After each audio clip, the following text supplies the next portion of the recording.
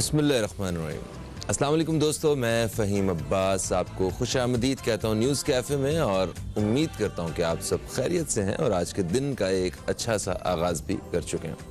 आज हमने अपने प्रोग्राम में मुख्तलिफ़ मौज़ूआत पे बात करना है और हमारे साथ स्टूडियो में एक बहुत ही अहम शख्सियत भी मौजूद हैं जिनसे हम मौजूदा सूरत हाल के हवाले से और आज के ख़ुसूसी दिन के हवाले से भी बात करेंगे। मैं बताता चलूँ कि आज का जो ख़ास दिन है वो पूरी दुनिया में एक सब्जेक्ट के ऊपर आज बात होगी और वो है ख़वातीन पे तशद्दुद के ख़ात्मे के हवाले से। ये हमारा मसला नहीं है, सिर्फ हम जैसे मुल्कों का ही मसला नहीं है। दुनिया भर में ख़वातीन पे तशद्दुद के वाक़यात सामने आते हैं, मगर जो हमारे जैसे जो मुल्क हैं, पाकिस्तान, इंडिया, बांग्लादेश, श्रीलंका, यहाँ पे ये केसेस मतलब औसतन ज़्यादा हैं और उसकी बहुत सारी वजूहात हैं। जो पाकिस्तान की सूरत हाल है जिसके लिए हम सब वाकई फ़िक्रमंद हैं और इन अदाद शुमार को देखने के बाद हम काफ़ी हद तक शर्मिंदा भी हैं, वो मैं आपके साथ शेयर करता हूँ। ज़्यादा नहीं, सिर्फ ये बताना चाहता हूँ कि पाकिस्तान में हर घंटे में 2 ख़वातीन घरेलू तशद्दुद का शिकार होती हैं और अगर हमसे इंडिविजुअली किसी एक शख्स से बात की जाए तो हम लोग अपने आप को कितने एक सुलझे हुए और कितने ज़िंदा कौम की तरह और मुख्तलिफ़ दावों के साथ बात करते हुए नज़र आते हैं, मगर किसी को अगर हकूक़ अदा करने की बात हो तो हमारे जो असल जो सूरत हाल है वो सामने आ जाती है। खैर, एक रिपोर्ट हमारे पास मौजूद है, इसी हवाले से आइए चल के ये रिपोर्ट देखते हैं।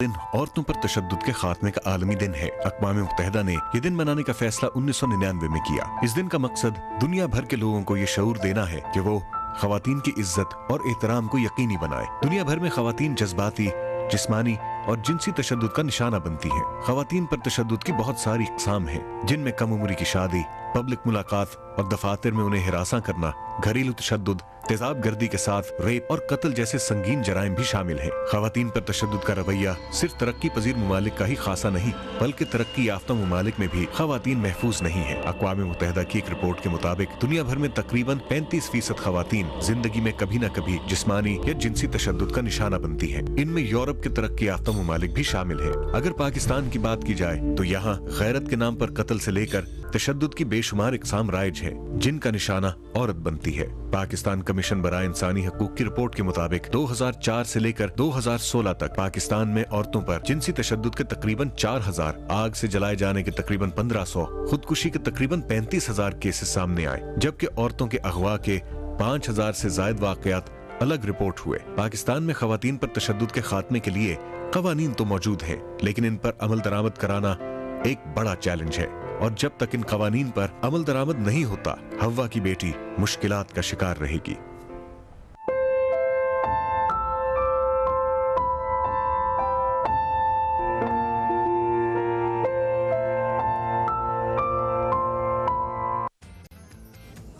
जी दोस्तों, रिपोर्ट आपने देखी और अब वक्त है कि मैं तारुफ करवाऊँ आज के जो ख़ास मेहमान शख्सियत हमारे साथ स्टूडियो में मौजूद हैं।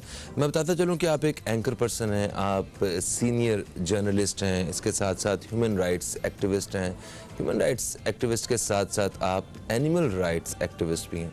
तो हमारे साथ मौजूद हैं कतरीना हुसैन साहिब। अस्सलाम वालेकुम, खुशामदीद, कैसी हैं आप? वालेकुम अस्सलाम फ़हीम, बिल्कुल खैरियत से। शुक्रिया, आपने आज दावत दी अपने प्रोग्राम में। आपका बेहद शुक्रिया, आप तशरीफ़ लाएँ।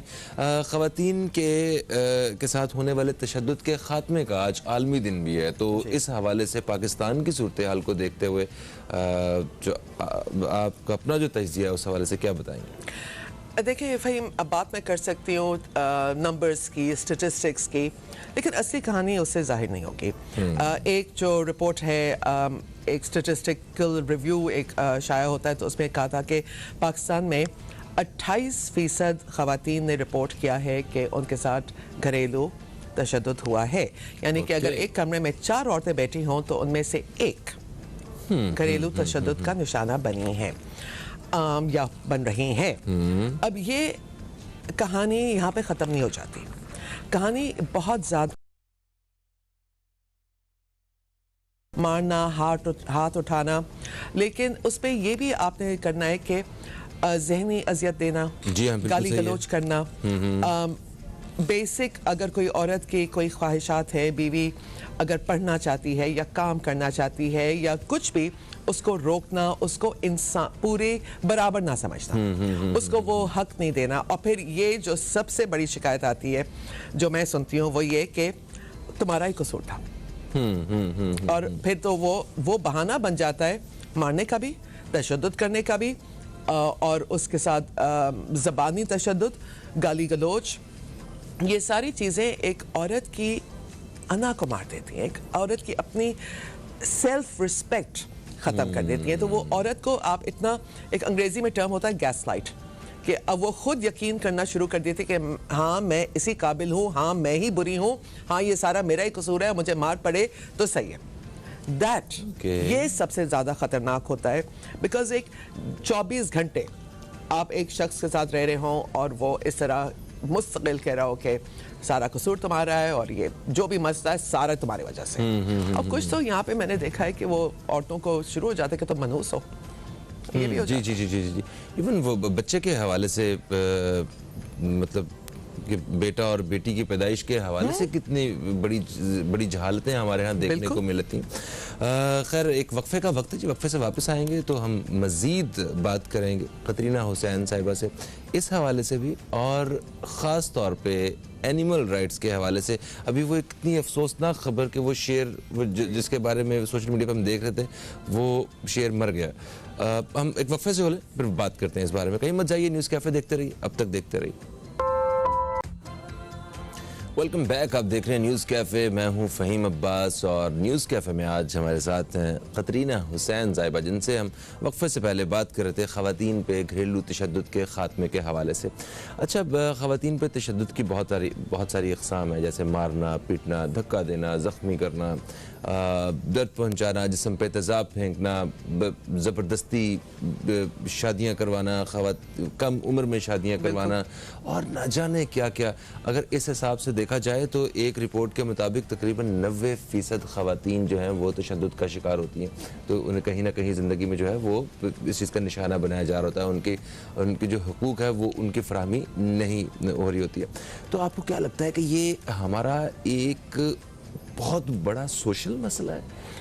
सिर्फ सोशल मसला नहीं है फ़हीम, ये हम कहते हैं सोशल इश्यूज़ और उससे हम इसको डिस्मिस कर देते हैं। मैं कहती हूँ कि ये एक फ़र्द वाहिद की बुनियादी हक, बुनियादी हस्ती के बारे में हम बात कर रहे हैं कि आप किसी को उनका वजूद पैरों तले आप काट रहे हैं। एंड एक शख्स को, और मैं बार बार शख्स कह रही हूँ इसी के, मैं हमेशा यकीन करती हूँ कि this is a power struggle. ये सारा एक ताकत का इस्तेमाल होता है कि क्योंकि मैं कर सकता हूं तो मैं करूंगा। अच्छा। And this is all about power, जहां पे जवाब तलब करने वाला कोई ना हो। तो आप देखें कि तशद्दुद उन पे होता है जो वापस जवाब नहीं दे सकते। ख़वातीन हो गई या बच्चे हो गए या जानवर हो गए या माइनॉरिटीज़ के लोग हो गए, उन पे कितना तशद्दुद होता है। और फिर अगर आप बात करें तो हमारे जो हारी काम कर रहे होते हैं या कोई खेतों में काम कर रहे होते हैं, तो जो भी पावरफुल है वो अपने से एक ज़रा सा भी अपने कम समझे, किसी को कमज़ोर समझे तो उस पर चढ़ जाएंगे। तो ये एक हमारा एक ये बहुत ही मुश्किल सर्व सिस्टम है। लेकिन एक चीज़ मैं बात करना चाहते हैं ख़ात्मे पे। ठीक है, कानून एक आया था अभी और वो मंजूर नहीं हुआ, लेकिन इस पे मैं एक बात करना चाहती हूँ कि सिर्फ कवानीन से घरेलू तशद्दुद का खात्मा नहीं होगा, ये घरों से ही होगा। ठीक है। तो अगर कोई बाप, बेटी अगर कहती है कि मेरा शौहर मुझे मार रहा है, तो उसको ये ना कहे चुप हो जा, नहीं होता है, सबके साथ होता है, नहीं, सुनिए, उसको हौसला दीजिए और अगर दामाद से बात कीजिए, बोले कि हम ये नहीं एक्सेप्ट करेंगे। ये जो एक खामोशी का पर्दा डाल दिया जाता है कि नहीं घरेलू बात है, इसको छुपा दो, ये ना करो, नहीं, क्यों? सही कि ये दो लोगों का मसला ये खुद हल करेंगे। इस तरह की बहुत सारी बातें जो है ना वो तशद्दुद को हम एनकरेज कर रहे होते हैं। Exactly. ठीक है। सोशल मीडिया का दौर है, सोशल मीडिया की वजह से हमारी ज़िंदगियों के बहुत सारे मसाइल जो हैं वो हल भी हुए हैं। बिल्कुल हुए हैं। और अभी हाल ही में हमने सोशल मीडिया पे एक वायरल वीडियो देखी जिसमें कराची ज़ू के हवाले से उन्होंने बात की। एक शेर मुझे याद है ये वही शेर है ना जो 2012 में साउथ अफ्रीका से मंगवाया गया था इसका जोड़ा, और दूर दराज से लोग देखने आ रहे थे, कितने मतलब चाव से हमने इसे कराची जू में जगह दी थी। खूबसूरत ये शेर थे। मैंने इनकी जब तस्वीर देखी जिस हालत में वो आए थे, और मैंने ट्वीट किया कि ये इस हाल में आए थे और अब ये इस जगह आपने पहुंचा दिया इसको। मैं बहुत गुस्से में हूँ, अफसरदा हूँ। मैंने भी ट्वीट पे किया था कि ये शेर बहुत बुरी हालत में है, वीडियो मेरे पास भी आया था, मैंने भी उसको ट्वीट किया। और उस वक्त मैंने यही आवाज़ उठाई कि खुदा के लिए इन जानवरों के लिए कुछ करो। उस वक्त एक और बात ये आई थी कि हमें बताया गया था कि कॉन्ट्रैक्टर्स ने इनकार कर दिया कि जी हम पैसे नहीं देंगे, हम खाना नहीं देंगे, इसी के हमें फरवरी 2021 से पैसे नहीं दिए गए। तो मेरा सवाल ये था कि अरे भाई, फरवरी 2021 से क्यों नहीं पैसे दिए गए जी? ठीक है, क्यों आप उनका पैसे रोक के बैठे हुए थे? जू इंतजामिया का कहना था कि नहीं जी हमारे पास स्टॉक तो है और ये शेर उसकी वजह से नहीं मरा कि उसको खाना नहीं मिला, और वो उनका कहना ये है कि वो बीमार था। बट द पॉइंट इज कि आप क्या हो क्या रहा है वहाँ? शेर के लाश की जब तस्वीरें मैंने देखी हैं तो उस पे इतने स्कार्स हैं, जख्म जो अब हील हो गए। क्या कर रहे थे आप लोग? मार रहे थे उसको? क्या कर रहे थे? उसकी सुनहरी चमकती हुई खाल पे इतने गहरे गहरे स्कार्स पड़े हुए, जैसे कि लाठियों से मारा गया या डंडों से मारा गया। What have you been doing? अगर आपसे नहीं संभलते ऐसे जानवर तो खुदारा मत लाइए यहाँ पे। और एक दिन की खुराक की फराहमी रोक देने से मतलब उसकी ये हालत नहीं हो सकती। उस देखा कितना लागत बेचारा, उसका क्या हाल हुआ। और सिर्फ ये उसकी बात नहीं है, उस शेर की बात नहीं है, बाकी जानवरों के साथ भी वहाँ पे जो सलूक वहाँ पे हो रहा है, दुख होता है। देखिए अगर हमारे अंदर इतनी सी भी इंसानियत है, ठीक है, तो जब किसी भी जानवर को इस हालत में देख के आप बिल्कुल इजी नहीं रह सकते, आप मतलब रहना भी नहीं है ना। तो हमारे यहाँ पे जो भी हुआ चिड़ियाघर के हवाले से बहुत सारे केसेस, बहुत सारे हमने प्रोग्राम टीवी पे देखते रहे, मीडिया चैनल्स पे हम लोग देखते रहे। आखिर उनकी क्या वजूहत है? किसकी जिम्मेदारी किसकी है ये सारा कुछ? हम इंसानों की शिकायतें तो है ही हैं, मगर बेजुबान के साथ ऐसे करना, बेजुबान के साथ नाइंसाफ़ी करना तो बहुत बड़ा गुनाह है। और हर बेज़बान को ज़बान मिलेगी क़यामत के दिन। ये शायद लोग भूल जाते हैं कि क़यामत के दिन वो भी बोलेंगे और वो कहेंगे कि हमारे साथ क्या हुआ। इस पे मुझे लगता है कि लोग शायद भूल गए। और जूस के मैं ख़िलाफ़ हूँ। सिर्फ कराची जू नहीं, बट इस्लामाबाद जू बंद कर दिया गया इस्लामाबाद हाई कोर्ट के फैसले पे। और वहाँ पे उनके जज ने एक इतना खूबसूरत, जस्टिस अतहर मिनेला साहब ने इतना खूबसूरत जजमेंट में उन्होंने कहा कि जानवरों के नेचुरल राइट्स हैं, उनके भी हुकूक हैं, और वो उन्होंने बड़ा सोच समझ के उन्होंने वो फैसला दिया। तो मेरे ख्याल से अब हमें सोचना पड़ेगा, इसी के पहले दौर में आप कह सकते थे कि एक हाथी को देख के एक वंडर था कि हाँ देखो ऐसा भी जानवर है। अब तो आपके पास डॉक्यूमेंट्रीज 100 चैनल्स, कितने चैनल सिर्फ जानवरों की और वाइल्ड लाइफ पे बन रहे हैं। तो यहाँ पे हमें हैबिटेट्स की ज़रूरत है, हमें सेंचुरीज की ज़रूरत है। ये पिंजरों में जानवरों को रख के कोई फ़ायदा नहीं है। आप इनको कन्वर्ट करें और स्टडी ग्रुप्स बनाएं, और सिर्फ ये नहीं कि बस लोग पैसे फ़ी भरते जाएं और आके देखा है हमने पटाखे फेंक रहे हैं और ये क्या क्या तमाशे नहीं होते हैं जूस में। और जलते हुए सिगरेट्स बंदरों के केजेस में फेंक रहे हैं, ये क्या तमाशे। तो ये सारा बंद करें आप लोग और इन जूस को कंजर्वेशन पे इस्तेमाल करें। अब ये जोड़ी जो आई थी शेरों की, इनके यहाँ पे बच्चे क्यों नहीं हुए? ये रेयर स्पीसीज थी व्हाइट लाइन, ये आपके पास जोड़ा आया था 2012 से, एक इनका लिटर नहीं हुआ, और अगर लिटर हुआ तो बच्चे कहाँ गए? तो व्हाट वाज गोइंग ऑन? हमारा काम है कि जो आबादी सफ़ेद शेर की पूरी दुनिया में कम होती जा रही है। बाहर के मुल्कों में उनकी कंजर्वेशन और ब्रीडिंग हो रही है कि उनके बच्चे हों और हम दोबारा इस ज़ात को वापस वाइल्ड में छोड़ें। हमारे यहाँ हमने उठा के मार दिया।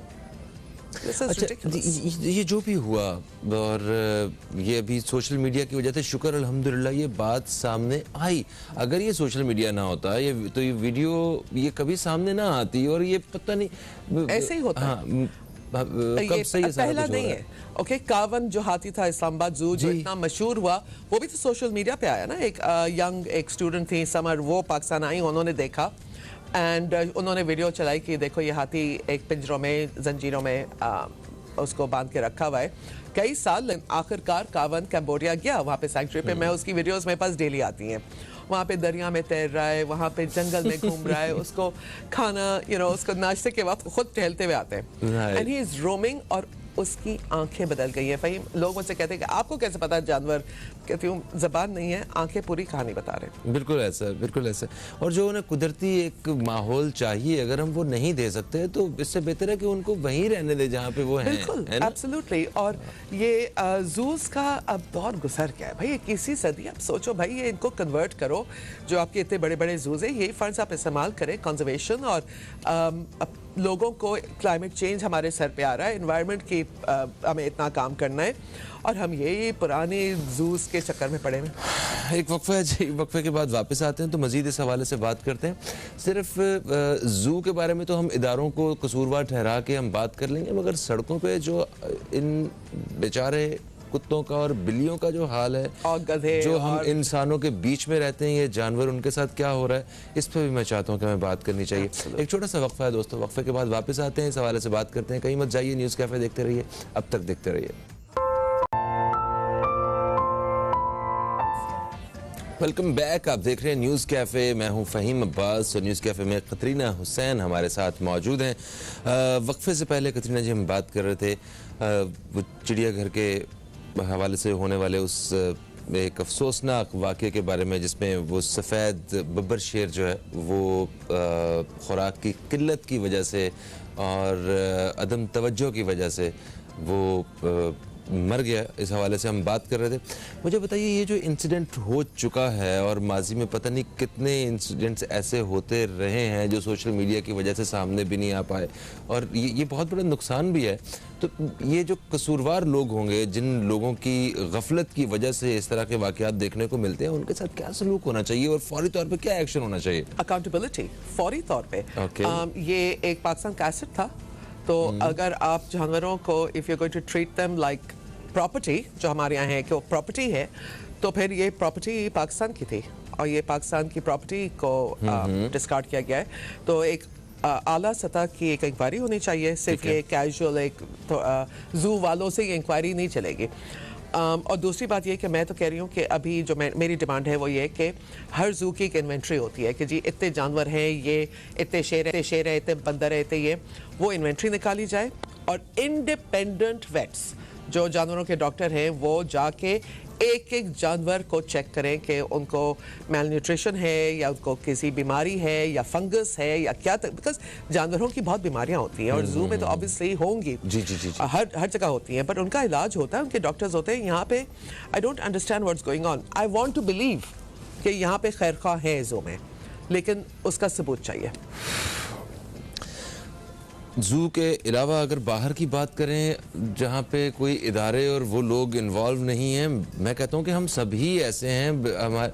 हमारी गलियों में परिंदों, कुत्तों, बिल्लियों के साथ जो हो रहा है उस बारे में आप क्या कहना चाहेंगी? और मुझे पता चला है कि पिछले 2 साल से आप जानवरों के हुकूक के लिए काम कर रही हैं। पिछले 2 महीने से। 2 महीने से। हाँ, I've been जिंदगी भर जानवरों के लिए तो मैंने जिंदगी भर हमेशा काम किया, लेकिन 2-3 महीनों से मैं अब इदारा ज्वाइन किया है, CDRS बेंजी प्रोजेक्ट। हमारा काम यही है कि हम सिर्फ जानवरों के लिए नहीं, हम ये एक पब्लिक हेल्थ इनिशिएटिव भी है।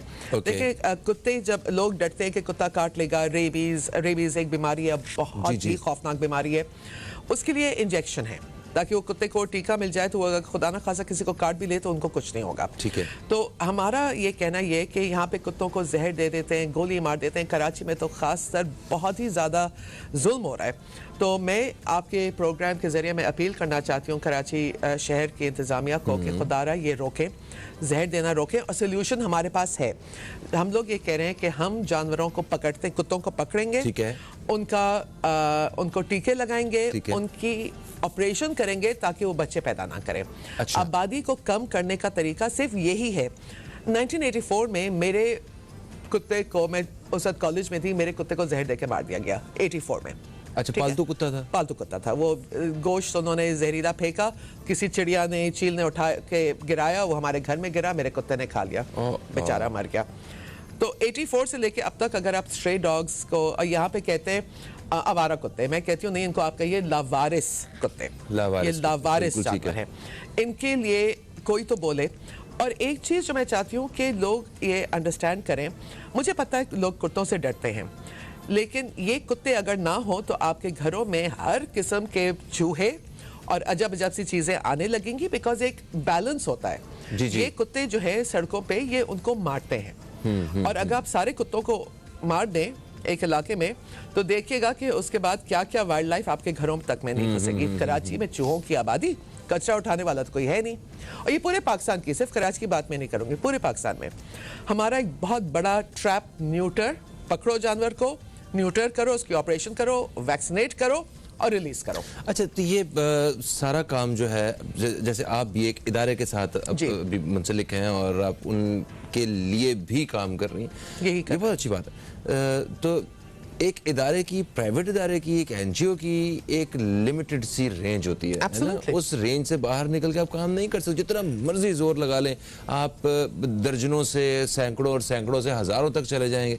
जो लाखों और करोड़ों वाली बात है वो तो रियासती सतह पे होती है। रियासती सतह पे होगी, और रियासत को पार्टनरशिप में हम कर सकते हैं। ये अगेन मैं बार बार ये कह रही हूँ कि ये जानवरों की फलाह बहबूद का काम इतना नहीं है जितना कि पब्लिक हेल्थ की ये बात है। पाकिस्तान में रेबीज का खात्मा क्रिटिकल है, हमें इसको ख़त्म करना है, और ये उसी वक्त होगा। रेबीज फ्री पाकिस्तान, जैसे कि कराची, पहले रेबीज फ्री कराची है, वो रेबीज फ्री पाकिस्तान, वो लोग काम कर रहे हैं, हम लोग सब मिल के ये चीज़ें कर रहे हैं। बट रियासत का सबसे अहम काम ये है कि ये जहर देना और ये कुत्तों को बिला वजह मारना, ये बहुत जुल्म है। अच्छा, सबसे पहले इसे रोक दिया जाए, इनको मॉरेटोरियम, इस्लामाबाद शहर में मॉरेटोरियम लगा। अच्छा, ठीक है। हमारी फरमाइश थी, मॉरेटोरियम लगा, और हमारा TNVR सेंटर वहाँ पे इतना बड़ा है कि लोग आके देखते हैं और हैरान हो जाते हैं कि आप लोग ये कर रहे हैं। जबरदस्त। और हम हर कुत्ते को 2 हफ्ते के लिए, उसका टीके जब हील हो जाते हैं, वो सेहतमंद हो जाता है, तब जाके उसको वापस उस मोहल्ले में। अब लोग कहते हैं कि नहीं नहीं, हमारे मोहल्ले से निकाल दें। भाई, अगर आपके मोहल्ले से हमने निकाल दिया तो और कुत्ते आ जाएंगे कहीं ना कहीं से, ये तो एक वैक्यूम बनेगा, तो that is not a solution. Solution ये है कि आपके मोहल्ले में वो कुत्ते हों जो वैक्सीनेटेड हों, जिनके ऑपरेशन हुए हुए हों, जो आपकी गलियों की फिर हिफाजत कर रहे होंगे। ओके, एक कुत्ते को, एक गली के कुत्ते को जब लोग चीखे मारते हैं, उसके बजाय मैं कहती हूँ एक सूखी रोटी दे दो, वो आपका जिंदगी भर का वफादार हो जाएगा, आपके घर के करीब किसी को आने नहीं देगा। उससे बेहतर आपको हिफाजत क्या चाहिए? हाँ, यानी कि थोड़ी सी जो हमारे अंदर इंसानियत है वो इन जानवरों को भी दिखा दें, इनके साथ अच्छा रवैया हम अगर रख लें तो जो मजहबन भी हम पे फर्ज है। जी हाँ, बिल्कुल लाजिम है, और उनका हक है, वो इंसानों के बीच में रहते हैं, मतलब हम, और उनके हक है, एब्सोल्युटली। हाँ, उनका हक है, जो हम इंसान हैं, बाशऊर, मतलब एक पूरी कौम है हम लोग, हम उनका हक अदा कर सकते हैं अच्छे तरीके से। मैं आपको बताऊं कि जब एक दूध पिलाती माँ को जहर दे दिया जाता है और वो आंसुओं से रो रही होती है और देख रही होती है अपने बच्चों को, और मरते वक्त उसके आंसू बह रहे होते हैं, तो आप मुझे बताएं कि उसके दिल से जो आग निकलती है और जो बदवा वो दे रही होगी। और ये लोग प्लीज़ क्लियरली आप लोग देख लें कि इनकी भी, ये भी दुआ करते हैं, तो अगर ये दुआ कर सकते हैं तो ये बदवा भी देते हैं। हमें किन किन बेज़बानों की बदवा लेके हम समझते हैं कि हम बहुत कोई बड़ा काम कर रहे हैं। खुदा का खौफ करें। कोई प्रोग्राम के आखिरी लम्हात में, प्रोग्राम के इस हिस्से के आखिरी लम्हात में कुछ कहना चाहेंगे? मैं सिर्फ ये कहना चाहूँगी कि प्लीज़ खुदारा अपने आपस में हमदर्दी, इंसानियत, कंपैशन, इंसानों के लिए, जानवरों के लिए, कोई भी अगर आप देखें कोई दुख में है, कोई तकलीफ में है, कभी कभार सिर्फ आपके अल्फाज किसी को हौसला दे सकते हैं। अगर एक औरत पर तशद्दुद हो रहा है और आप बोले मैं हूँ सुनने के लिए, तो वो आपने एक अपना काम किया। गली के कुत्ता अगर गुजर रहा है तो उसको पत्थर फेंकने के बजाय उसको एक सूखी रोटी पुरानी डाल दें। दैट्स हाउ, ये शुरुआत यही से है। थैंक यू सो मच, आप तशरीफ़ लाई और आपने आज इतने खूबसूरत मतलब सब्जेक्ट्स के ऊपर जो है वो आज इतनी प्यारी बातें की। अल्लाह करे कि ये अमली तौर पर भी हमारी ज़िंदगियों में ये सारा कुछ नज़र आए। हम सब को अगर अपनी ज़ात के हवाले से पूछा जाए तो बहुत सारी शिकायत है, हमें ये नहीं मिला, हमें वो नहीं मिला, मगर जो हमारी ज़िम्मेदारी है जो हमने जो हुकूक अदा कर रहे हैं, जो हमारी ड्यूटीज़ हैं, क्या हम वो पूरी करते हैं? अगर हम फ़राइज़ अदा नहीं करेंगे तो हमें कभी हकूक जो है ना वो नहीं मिलेंगे और ना महसूस होंगे। एक वक्फे की तरफ बढ़ रहे हैं, वक्फे से वापस आएंगे तो हमारे साथ होंगे जनाब हज़रत मौलाना बशीर फ़ारूक क़ादरी साहब, जिनसे इस्तिखारा, रूहानी और शरई रहनुमाई के हवाले से बात होगी। कहीं मत जाइए, न्यूज़ कैफ़े देखते रहिए, अब तक देखते रहिए।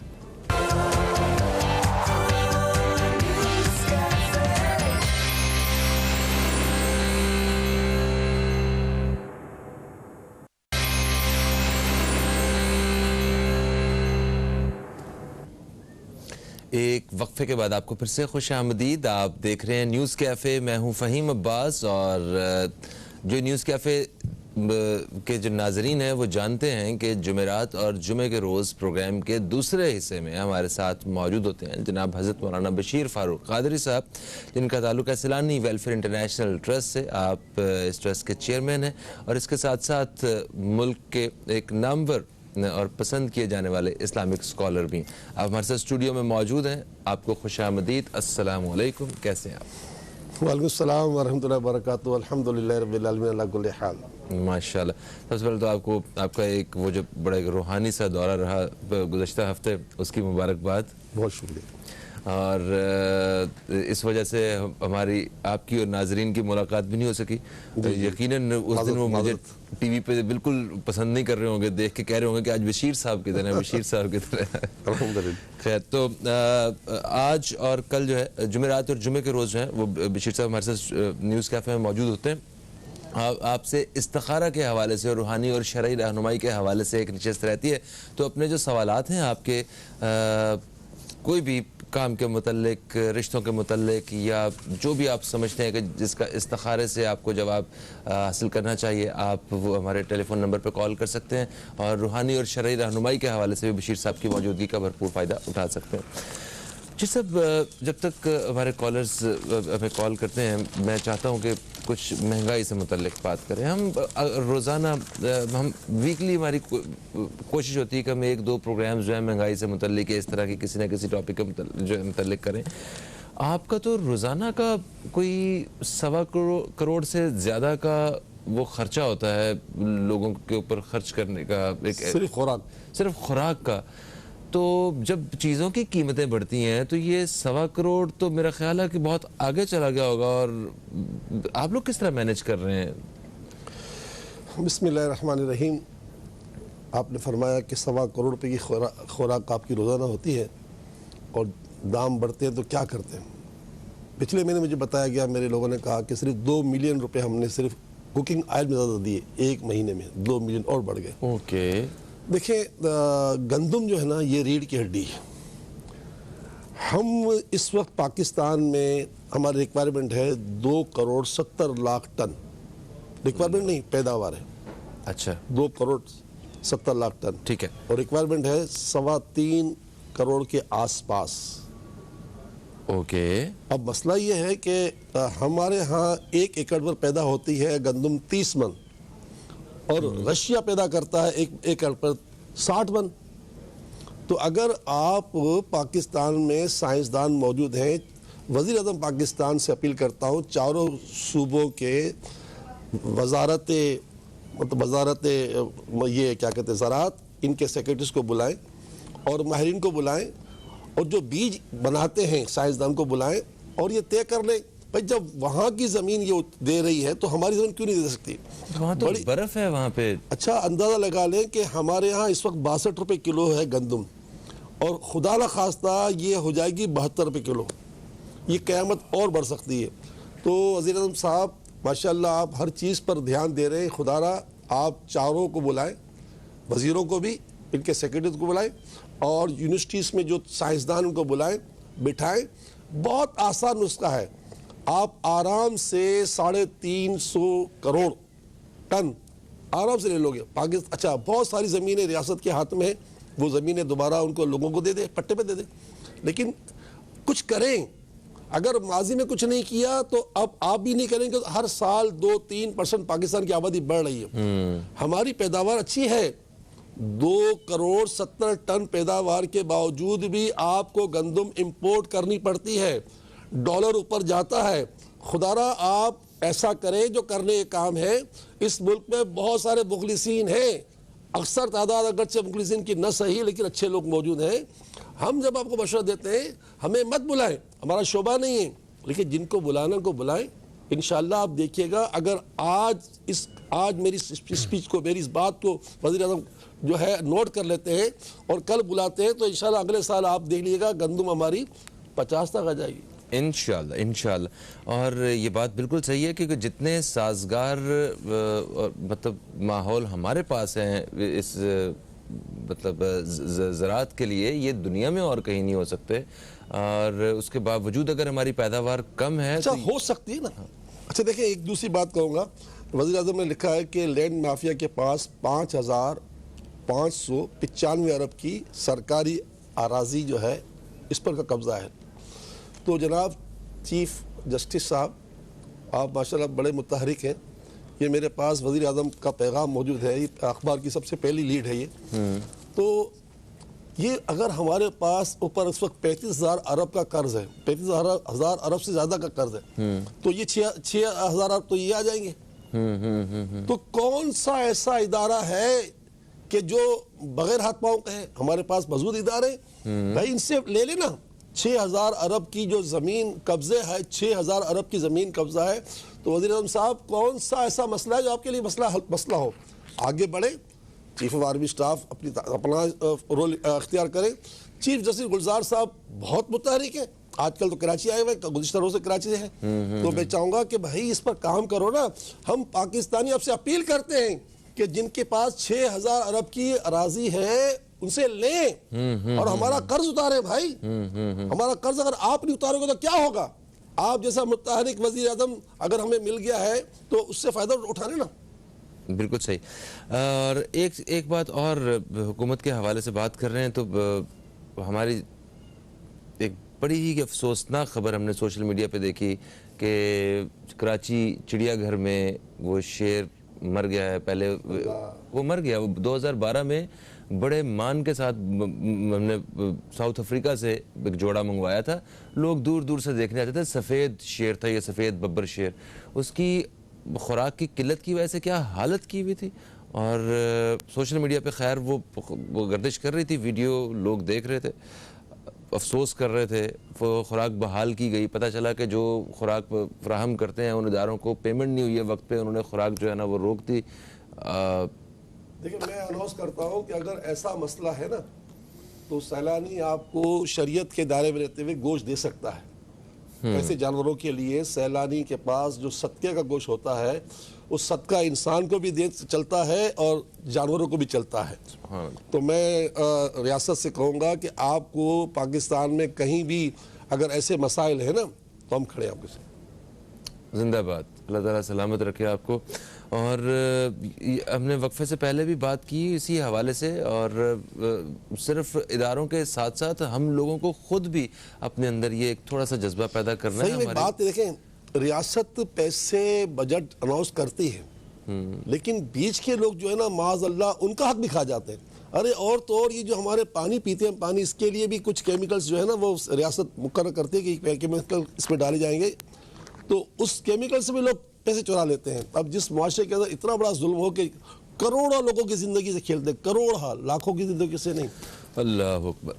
दोस्तों, आप कॉल कर सकते हैं, बिला झिझक कॉल कीजिए। ये नंबर हमारा स्क्रीन पे चल रहा है। हम एक वक्फे की तरफ बढ़ रहे हैं, वक्फे से वापस आते हैं तो बशीर साहब से आप दोस्तों के जो सवालात हम तक पहुंच चुके होंगे बज़रिया कॉल, उनसे बात करेंगे। कहीं मत जाइए, न्यूज़ कैफ़े देखते रहिए, अब तक देखते रहिए।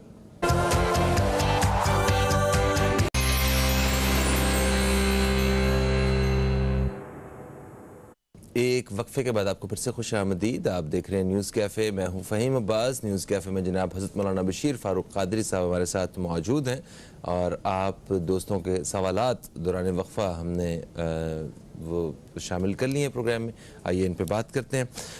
हमें कॉल आती है कराची से। सबसे पहले अमरीन साहिबा की। इन्होंने कहा कि इनकी बेटी हैं और जिनका नाम है रुखसार, उनका इस्तिखारा करके आप ये बताइए कि वो बीमार रहती हैं, कोई ऐसी वैसी वजह तो नहीं है और क्या इसका हल है। अमरीन बहन, आपकी शहजादी का इस्तिखारा किया गया मगर कोई ऐसी बात तो नहीं है, कुदरती अमल है। अल्लाह से शिफा अता फरमाए। अल्लाहु समद अल्लाहुस्समद अल्लाहुस्समद, ये 11 मरतबा पढ़कर पानी पे दम करके पानी पिला दिया करें इनको। और कराची से ताल्लुक़ रखती हैं तो कराची में आप अपने मतलब बच्ची के वालिद को भेज दिए हमारे पास। आज तो जुमेरात है, जुमेरात को हमारे यहाँ इशा के बाद दुआ होती है, पूरी दुनिया में दुआ सुनी जाती है फेसबुक हमारे पेज पर। तो आप भी अपने शोहर को वहाँ भेजें, 7:15 इशा की नमाज़ें हो सके तो आप भी आएँ, अपनी बेटी भी आ जाए, ख़वातीन भी आती हैं तो आप शिरकत भी कर लें। और वापसी भी जब जा रहे हो तो मैं इनको तावीज़ा भी दे दूँगा इंशाअल्लाह। बिल्कुल ठीक है। फिर हमें लाहौर से कॉल आती है आसमा साहिबा की। इन्होंने कहा कि इनके रिश्ते नहीं आते, इनकी मंगनी हुई थी वो भी टूट गई है। जी, इस्तिखारे का जवाब तो यही है कि कोई वजह नहीं बनी है, माजी में भी और अब भी कोई ऐसी बात तो नहीं है। लेकिन अल्लाह ताला अपनी करीमी फरमाएगा, या जलीलो या करीमो, या जलीलो या करीमो, या जलीलो या करीमो। ये 121 मरतबा नमाज़ों के बाद पढ़े सवाब की नीयत से, अल्लाह ताला कबूल करम करेगा। अव्वल आखिर 3 बार दुरूशी पढ़ें। और इसके अलावा अगर आप चाहते हैं तो सैलानी वेलफेयर बादराबाद कराची के पते पे ख़त लिख दें तो हम आपको पूरा निसाब भिजवा देंगे रिश्ते का इंशाअल्लाह। अच्छा, फिर हमें मोहम्मद शौकत साहब रब्ता करते हैं फैसलाबाद से। ये कहते हैं कि इनकी बीवी हैं, इनका नाम है नसीम, वो बीमार रहती हैं, इनका इस्तिखारा करके बताइए कि क्या मामलात हैं। देखिए शुक्र साहब, नसीम के साथ भी कोई ऐसी बात तो नहीं है, कुदरती अमल है, बड़ा आसान अमल है। अक्सर लोग बीमार रहते हैं ना तो उसका आसान तरीके, जब भी अल्लाह न करे ऐसा हो जिसम में हरारत हो, बुखार आ जाए, बस 3 मरतबा सूरह फातिहा पढ़कर 2-3 घूंट पानी में दम करके पानी पी लिया करें 2-3 नमाज़ों के बाद, 5 नमाज़ों के बाद सही हो जाएंगी, कोई वजह नहीं है। ज़बरदस्त। अच्छा, फिर हमें मेलसी से मोहम्मद आरिफ साहब ने रब्ता किया। इन्होंने कहा कि इनके साहबजादे हैं जिनका नाम है शहबाज। अच्छा, वो रिश्ता जहाँ भी होता है उनका वो टूट जाता है, बात ख़त्म हो जाती है, इनका भी इस्तिखारा कीजिए। जी, ये मसला है इनके साथ। अच्छा, इनके साथ है मसला। जी, हम इंशाअल्लाह ताला इसकी आज ही जुमेरात की शब में, शब जुम्मा पे आका फरमाते इस रात में कोई दुआ रद्द नहीं होती हम इसकी आज ही काट कर देंगे इंशाअल्लाह। ये चाहें तो मुझे ख़त लिख दे सैलानी फिर बादराबाद कराची के पते पर। बेहतर ख़त के अंदर जो ना बच्चे की डेट ऑफ बर्थ भी लिखे, अम्मी का नाम, बुब्बू का नाम भी लिख दें, ठीक है। तो हम इंशाअल्लाह काट कर देंगे। और अल्लाह ताला की रहमत से मैं उम्मीद करता हूँ कि आइंदा परेशानी नहीं होगी। या राफ़िओ या अल्लाह, या राफ़िओ या अल्लाह। राफ़े के माने बुलंद ज़ात और अल्लाह के माने माबूद। तो या राफ़िओ या अल्लाह, ये 100 मरतबा हर नमाज के बाद पढ़े सवाब की नीयत से। अव्वल आखिर 3 बार दुरूशी पढ़ें। और जो इस महीने का हमने निसाब दिया है, अस्तग़फिरुल्लाह अल हय्युल क़य्यूम, अस्तग़फिरुल्लाह अल, साथ नहीं पढ़ अलग पढ़ रहे हैं, अस्तग़फिरुल्लाह अल हय्युल क़य्यूम। ये 100 मरतबा मैं कहूँगा डायरेक्टर साहब को वो दिखा भी दे स्क्रीन पर, अस्तग़फिरुल्लाह अल हय्युल क़य्यूम। ये 100 मरतबा हर नमाज के बाद पढ़ना है। इसके अलावा 5 तस्बीहां सल्लल्लाहु अलैहि वसल्लम की पढ़नी है और पूरे महीने में 3 रोज़े रखने हैं। बिल्कुल ठीक है। तो इनके बाद हमें मंसूर साहब ने कराची से रब्ता किया। इन्होंने कहा इनके पास काम बहुत है, ठीक है, प्राइवेट काम माशाल्लाह बहुत है, मगर जो काम करते हैं उसके पैसे ही नहीं मिलते वक्त पे, लोग पैसे ही अदा नहीं करते हैं। बड़ी बुरी बात है ये, पैसे न देना बहुत बुरी बात है। हदीस पाक रिवायत में तो यहाँ तक आता है कि जो उधार लेता है और टाल मटोल की नीयत करता है तो अल्लाह उसको उस वजह से तबाह कर देता है। और जो किसी से पैसे लेता है, उधार लेता है और ये नीयत करता है कि मुझे वक्त पे लौटा दूंगा, तो अल्लाह के फरिश्ते उसके लिए दुआ में लग जाते हैं कि अल्लाह उसका वक्त पर काम करवा दे। कितनी खुशकिस्मत है। बहरहाल, या हमीदो या मजीदो, हमीद के माने तारीफ की ज़ात और मजीद के माने इज़्ज़त वाली ज़ात। या हमीदो या मजीदो 313 मरतबा फजर के बाद, 313 मरतबा इशा के बाद, निस्बत असहाब बदर की निस्बत 313 फजर के बाद, 313 मरतबा असर के बाद, इशा के बाद पढ़े या हमीदो या मजीदो। इंशाअल्लाह आपके साथ ऐसा नहीं होगा इंशाअल्लाह, बिल्कुल ठीक, किसी के साथ ऐसा नहीं होगा इंशाअल्लाह। अच्छा, वैसे तो मजदूर के हवाले से तो उसका पसीना खुश्क होने से पहले उसकी उजरत उसके हाथ में रखने के हमें हुक्म दिया गया है। वो मैं पाकिस्तान बहुत बड़ी शख्सियत, सबसे टॉप की शख्सियत थी, उनके साथ बैठा हुआ था, तो मैं नाम तो नहीं लूँगा, अच्छी बात नहीं। वो कहते हैं पाकिस्तानी लोग ना अल्लाह को मानते बहुत हैं मगर अल्लाह की एक बात नहीं मानते। अल्लाह की नहीं मानते, इस बात सही है। अल्लाह को मानते पक्के हैं, हमारी मस्जिद भरी हुई है, लेकिन हम अल्लाह को की बात नहीं मानते, जो असल बात है ना उससे दूर है। अच्छा जी, फिर हमें रेहाना साहिबा ने कसूर से रब्ता किया। इन्होंने कहा कि कुरान पाक की 7 मंजिलें हैं, क्या ये पढ़ सकती हैं, कोई मसला तो नहीं होगा? जी बिल्कुल, इजाज़त है, पढ़े, अल्लाह ताला को कामयाबी करता है। ये क्या है, थोड़ा सा डिफाइन कर दीजिएगा। ये मंजिलों के हवाले से इन्होंने ये सवाल क्यों किया? कुरान पाक तो कोई भी पढ़ सकता है मेरे ख्याल। नहीं, असल में वो है ना, इसमें एक वजीफे के तौर पर पढ़ी जाती है। अच्छा, वजीफे के तौर पर पढ़ी जाती है। और कोई हद लोग पढ़ते हैं, अच्छा, पढ़ी जाती है। बिल्कुल ठीक है। ये हैं आपके सवालात, और आप मज़ीद जो है वो सवालात हमारे प्रोग्राम में शामिल कर सकते हैं। उसके लिए नंबर जो है वो स्क्रीन पे आपको अभी नज़र आ जाएगा, नीली पट्टी में नंबर नज़र आएगा, उस पर कॉल करके अपने सवालात जो हैं वो हमें बता दीजिए। अच्छा मुझे सब हमारे यहाँ मतलब चैरिटी के हवाले से, क्योंकि इस वक्त जो सूरत हाल है, हर इतने लोग परेशान हैं, इतने लोग परेशान हैं, तो हम अगर किसी की मदद करने के लिए मतलब फ़र्ज़ करें कि एक शख्स की तनख्वाह है 50,000 रुपये और वो अल्लाह की राह में उसमें से 5,000 रुपये खर्च करना चाहता है, ठीक है। अब वो 5,000 रुपये जब खर्च करना चाहता है तो जो लेने वाले हैं वो उसके पास दर्जनों की तादाद में। देखिए, एक बहुत बड़ा आसान मयार है, रसूल पाक ने बड़ा आसान मयार दिया है। जब तुम खर्च करो ना, सबसे पहले अपने अतराफ को देखो, सगे भाई, सगी बहन, चचा, मामू, खाला, फूफी, भतीजे, भांजे, सबसे पहले इनको देखो कि इनमें से कौन बुरे हाल में है। अगर आपने इनको छोड़कर हम जैसे इदारों को देना शुरू कर दिया ना, तो ये आपने कोई बुलंद काम नहीं किया। इसी तरह अगर आप फैक्ट्री ओनर हैं, जैसे सैलानी अफसर के पास जो काम करता है 4,000 से 5,000 के आसपास का जो अमला है, जो छोटी तनख्वाह वाले हैं 20, 22, 25 वाले, उनको हम हर महीने राशन भी देते हैं। अच्छा, तो ऐसे भी है लोग हैं कराची में, बहुत से लोग हैं, बहुत बड़े बड़े काम करने वाले लोग हैं जिनके पास 15-15, 20-20, 25 हज़ार मजदूर काम कर रहा है आज की तारीख में, वो अपने मजदूरों को राशन देते हैं। तो मैं चाहूँगा कि इसका सबसे आसान फार्मूला ये है कि वो हमें देखने के बजाय सबसे पहले उनको देखें।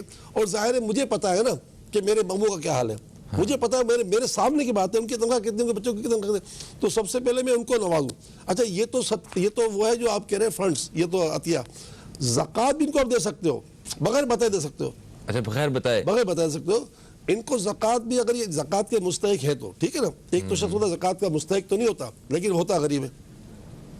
जरा बीवी के पास सोना तो है, अब सोना तो नहीं बेचेगी बेचारी ना। हाँ, सही है। तो लेकिन कहने का मतलब ये कि हर महीने का हाल ये होता है कि 20 तारीख को तनख्वाह खत्म, फिर वो परचून वाले से मिन्नतें, आटे के लिए मिन्नतें, दूध वाले से मिन्नतें, वो मेंटेनेंस वालों को से मिन्नतें, भाई अगले महीने दे देंगे, और हर अगले महीने बाद वही 20 दिन तनख्वाह खत्म। तो ये फार्मूला हर शख्स को अपनाना चाहिए कि मैं अपने अतराफ को देखूं, क्योंकि मेरे सामने वो पूरा खुला हुआ स्क्रीन खुली हुई है। सही। अच्छा, आपने कहा कि ज़कात जो है बगैर बताए हम दे सकते हैं, तो सदक़े के हवाले से एक मिसकॉन्सेप्ट है कि ये बता के देना चाहिए। इस पर गलत बात है। सदका और खैरात बता के देने की जरूरत नहीं है। उसको आप गिफ्ट कह दे, अतिया कह दे, बच्चों का खर्चा कह दे, यार तुम्हारे राशन में मेरे साथ मेरा ताउन कह दें, इसके जितने नाम ले सकते ले ले, कोई झूठ इसमें है नहीं। ठीक है, एक वक्फा है दोस्तों, वक्फे से वापस आ रहे हैं तो हम बात करेंगे आपके सवालात जो हम तक पहुंचेंगे दौरान वक्फा। कहीं मत जाइए, न्यूज़ कैफ़े देखते रहिए, अब तक देखते रहिए।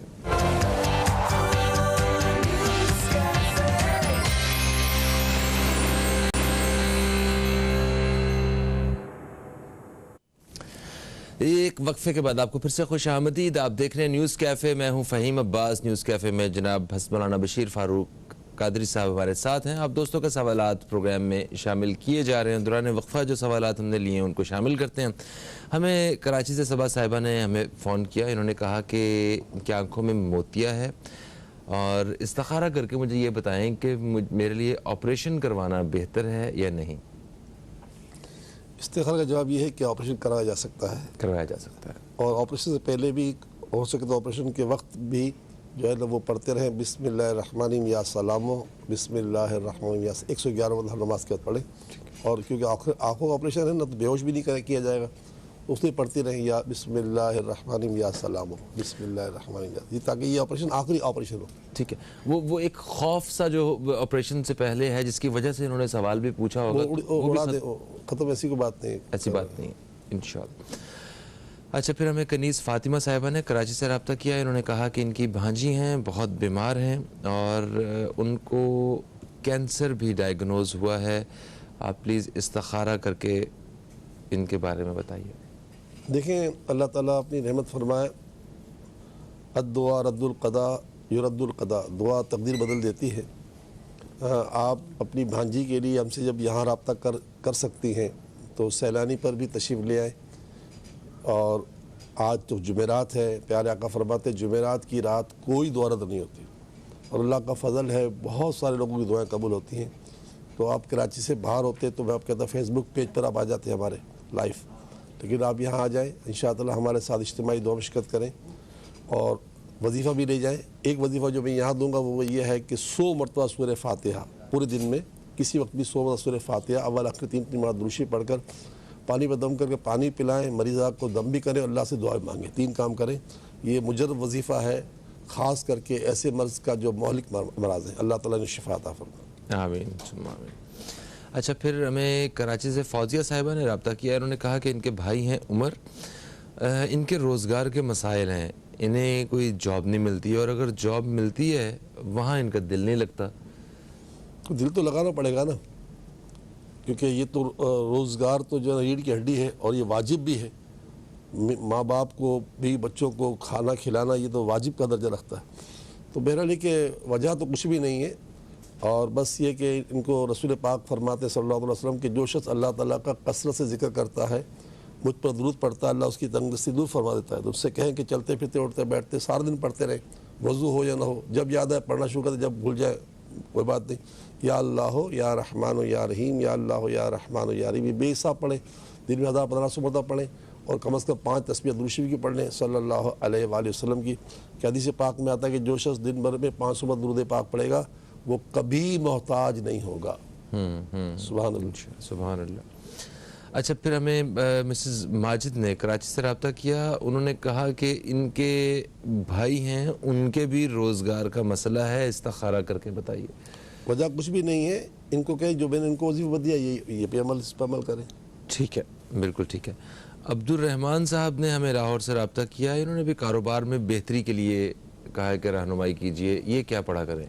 या मालिकल मुल्क, या मालिकल मुल्क, या मालिकल मुल्क, ये 100 मरतबा हर नमाज के बाद पढ़ा करें। अव्वल आखिर 3 बार दुरूशी पढ़ें, नमाज कज़ा ना होने दें। हदीस पाक में आता है सुबह का सोना रिस्क को रोक देता है। अगर मेरी फजर की नमाज कज़ा हुई या मेरे घर वालों की फजर की नमाज कज़ा होती है तो मैं अपनी खैर बनाऊँ। बिल्कुल ठीक है। अच्छा, फिर हम आगे बढ़ते हैं। तो तारिक साहब ने हमें फैसलाबाद से रब्ता किया है। इन्होंने इनके लिए भी इस्तिखारा करना है और इन्होंने कहा कि रोज़गार और कारोबार में बेहतरी के लिए वजीफ़ा भी बताएं।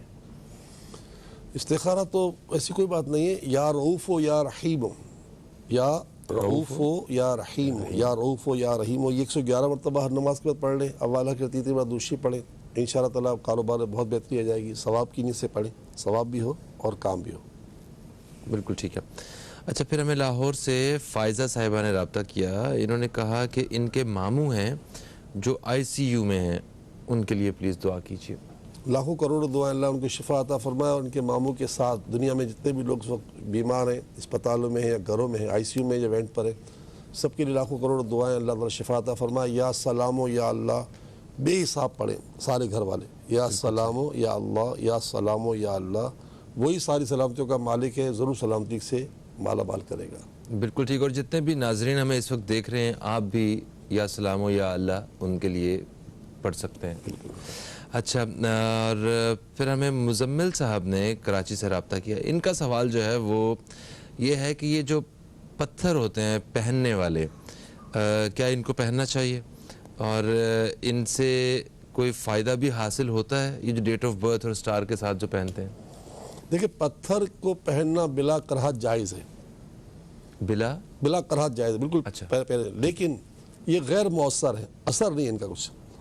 अच्छा, आपका शौक है कि आपने ये पहन लिया, अकीक पहन लिया, फिरोज़ा पहन लिया, ये पहन लिया, वो पहन लिया, लेकिन इसका असर कुछ भी नहीं है। तो ये ज्वेलरी के लिए पहना जा सकता है? बस ये शौक होता है बहुत से लोगों को पत्थर पहनने का, तो इसको इस्लाम मना भी नहीं करता।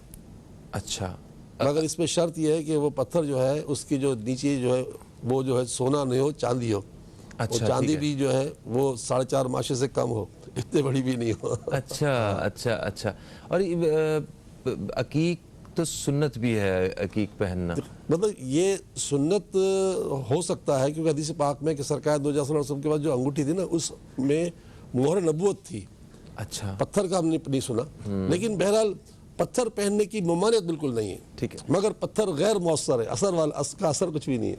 अच्छा, ये- शौक है, शौक पूरा करे बस, अच्छा ठीक है। शौक पूरा करे। हाँ सही। अच्छा, कुछ लोग अकीदत की वजह से भी पहनते हैं ना कि ये सुन्नत भी है और देखिए अकीक है, अब इसलिए बाज़ पहन- औक़ात बहुत पहाड़ का पत्थर ले लिया हाँ तो अकीदत से पहने तो सवाब तो मिलेगा ना, बिल्कुल सही। क्योंकि जो चीज़ आला हज़रत फरमाते हैं जिस चीज़ को किसी से निस्बत हो जाए उस चीज़ से फ़ायदा ज़रूर होता है। अब मदीने का पत्थर, अब मदीने से पत्थर खरीद के लेकर आए इसलिए से कि यार मदीने शरीफ का है तो इसका फ़ायदा तो होगा, मतलब ये पत्थर खुद मौसर नहीं है, निस्बत मौसर है। निस्बत मौसर है, ये अच्छी बात है, अच्छी बात। अच्छा, तो एक चीज़ यहाँ मैं और भी चाहता हूँ कि थोड़ा सा क्लियर करते हैं, क्योंकि हमारे यहाँ पे एक हीलिंग स्टोन्स का कॉन्सेप्ट है कि ये इन पत्थरों से इलाज भी किया जाता है। आपकी शख्सियत ऐसी है तो आप ये पत्थर नहीं पहने, या ये पत्थर पहन के मैं बड़ा जलाली हो जाता हूँ, गुस्से में आ जाता हूँ, इस तरह की वो जो गलत फहमी है ये भी हमारे जहनों में देखिए होती इस पर कोई शक नहीं है कि हर शख्स अपने शोबे का इमाम होता है। है। हाँ हाँ हाँ। लेकिन इस्लाम की बात करते हैं तो मैंने बता दी, और जो इस्लाम से कोई तिब के जरिए या किसी और जरिए कोई बात करता है तो तरीका उससे इलाज, मेरा झगड़ा हाँ। कुछ नहीं है। तो क्योंकि यार आप कौन होते हैं ऐसी बात करने वाले, ठीक है ना। अच्छा, मैं एक मरतबा इत्तेफाक की बात है, एक शो में बैठा हुआ था, मुझे पता नहीं था पब्लिश बैठा हुआ है। अब सवाल आ गया कि भाई ये हम ये करेंगे तो ये होगा। मैंने कहा भाई नजूमी से कोई सवाल करे और नजूमी उसका जवाब दे और उसको आपने यकीन कर लिया कि जैसा कहा ऐसा हो गया तो ये कुफ्र है। अच्छा, ये कुफ्र है। अगर आपने नजूमी से सवाल किया, नजूमी ने कहा भाई ये होगा, और आपका यकीन हो गया कि सवाल करना वैसे हराम है ही, उससे सवाल तो हराम था, लेकिन बाद में आपने यकीन नहीं किया, चलो होगा होगा नहीं होगा नहीं होगा, लेकिन यकीन कर लिया ना तो ये कुफ्र है। अब इत्तेफाक से वो बैठे हुए साथ तो वो तो इस पर दांत पीस रहे हो गए यार क्या किया? अच्छा, मुझे पता भी नहीं था, मुझे अच्छा, पता होता तो आप ख्याल रखते थोड़ा सा उसका। अरे इतने हिम्मत वाले तो है नहीं। हमारे प्यारे आका दुआ मांगा करते थे, या अल्लाह बुज़दिली, सुस्ती, ज़्यादा बुढ़ापे और बुखल से पनाह चाहता हूँ। पता चला ये बुज़दिली भी पनाह मांगनी चीज़ है। हाँ, लेकिन हम तो बुज़दिल है, क्या करें। नहीं नहीं नहीं, वैसी बात नहीं है, अब सिर्फ इसलिए कि उसका दिल ना टूट जाए और कोई वजह नहीं थी। तो ठीक है, तो फिर अगले सवाल की तरफ बढ़ते हैं। इजाज़ साहब ने हमें कराची से रब्ता किया है, उन्होंने कहा कि नमाज से पढ़ने वाले, नमाज के बाद जो वज़ाइफ आप पढ़ने को कहते हैं कि ये नमाज के साथ ये पढ़ें, अगर वो मिस हो जाएं जल्दी की वजह से या किसी वजह से, तो उन्हें दौरान वज़ू किसी भी वक्त पढ़ा जा सकता है या कोई उसका अलग तरीक़ाकार है? नहीं, देखिए नमाज के बाद पढ़ने का वजीफ़ा जो दिया जाता है वो इसलिए दिया जाता है कि नमाज के बाद जो है ना वो रूहानी सिलसिला जारी रहता है। हदीस पाक में जो शख्स नमाज पढ़कर जितनी देर तक मस्जिद में रहा और उसका वज़ू सलामत रहा तो फरिश्ते उसके लिए दुआ करते हैं, या अल्लाह इस पर तो रहम कर दे, इसको बख्श दे। तो एक तो वहाँ से प्रोटेक्शन मिल रहा होता फरिश्तों से। लेकिन अगर कोई शख्स के आप बात पढ़ना चाहते, जैसे अभी नमाज पढ़ के कोई मजबूरी है, और ऐसा महसूस होता है कि हम नमाज के वजीफे नहीं पढ़ पाते, हमें कल ही कैसा हुआ, मैं ईशा के बाद में नहीं पढ़ सका, मुझे जाना था एक जगह पर, तो कोई बात नहीं, फिर बाद में पढ़ ले, लेकिन कोई हर्ज नहीं। मगर वो प्रोटेक्शन जो है ना फरिश्तों का, उसकी बात की जरूरत होती है कि जब तक हदीस पाक में जब तक नमाज के बाद नमाजी मस्जिद में रहे और उसका वजू सलामत रहे, उस वक्त तक फरिश्ते उसके लिए कहते हैं, या अल्लाह तो इस पर रहम कर, इसको बख्श, इस पर रहम कर, इसको बख्श, इस पर रहम कर। अब फरिश्ते बार बार रहम की भीख मांग रहे हैं तो बंदे पर रहम कैसे नहीं होगा? सुभान अल्लाह, सुभान अल्लाह। अच्छा, फिर हमें रब्ता करती हैं कराची से खुर्शीद साहिबा। हाँ, इन्होंने कहा कि इस्तिखारा करके ये बताइए कि क्या इनके घर पे कोई असरात वगैरह तो नहीं है? बिल्कुल नहीं है, कुछ भी नहीं है, कुछ नहीं है, कुछ कोई भी। हाँ, अलबत्ता अगर आपको थोड़ा सा लगता है ना तो कि रात को छत पर जो है आवाज़ होती है, हम नहीं सुनते, तो हदीस पाक में कि मुसलमानों की छतों पर जिन्नात रहते हैं, तो अच्छा आपको तंग नहीं करते तो आप टेंशन नहीं। अलबत्ता इसका है कि अगर आपको खुदा न खास्ता ऐसा लगता है कि हम परेशान हो रहे हैं ना, तो हमारे पास वो तावीज़ हज़रत अबू दजाना रज़ी अल्लाह तआला अन्हु, हज़रत अबू दजाना जो साहबी रसूल है, उनको जो हुजूर ने तावीज़ दिया था ना, वो तावीज़ आज तक हदीस पाक की किताब में मौजूद है। तो अब वही तावीज़ दे देंगे आपको, आप घर लगा लीजिए, छत पे लगा लीजिए, सेन में लगा लीजिए। बिल्कुल ठीक हो गया। Thank you so much Bashir साहब, आप तशरीफ़ लाए।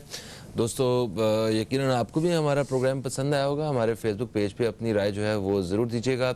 जिन दोस्तों के सवालात आज के प्रोग्राम में शामिल नहीं हो सके, जो कोशिश करते रहे कॉल मिलाने की, कॉल नहीं मिल सकी, वो कल भी रब्ता कर सकते हैं। कल भी इंशाअल्लाह जुमे के रोज़ हमारे साथ बशीर साहब 10 से 11 बजे के दरमियान मौजूद होंगे। फ़हीम अब्बास को, न्यूज़ कैफ़े टीम को दें इजाज़त, और इजाज़त लेने से पहले मैं आप सबसे दरख्वास्त करूँगा कि आइए सब मिल के हाथ उठाते हैं और दुआ करते हैं, और दुआ बशीर साहब करवाएंगे। उसी दुआ के साथ आपसे इजाज़त भी चाहते हैं हम लोग।